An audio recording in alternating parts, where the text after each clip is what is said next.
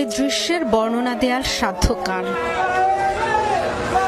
নৃশংসতা, নির্মমতা, বর্বরতা, কোনো শব্দই কি জুৎসই?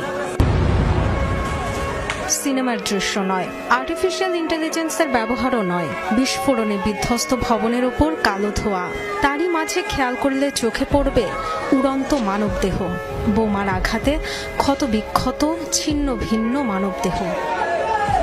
কি ফিলিস্তিন নামটা শুনে এড়িয়ে যাচ্ছেন? যান, এড়িয়ে যান, কেননা ফিলিস্তিন তো আর আমাদের বাংলাদেশ না। কোনো সমস্যা নেই, এড়িয়ে যান।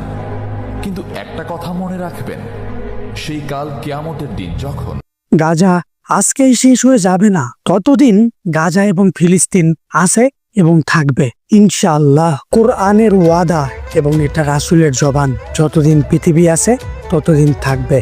কিয়ামতের আগে পৃথিবীর রাজধানী হবে আল আকসা, সেন্টার পয়েন্ট হবে ফিলিস্তিন ইনশাআল্লাহ। কোরআনের বাণী কখনো মিথ্যা ছিল না, কখনো মিথ্যা হবেও না ইনশাআল্লাহ।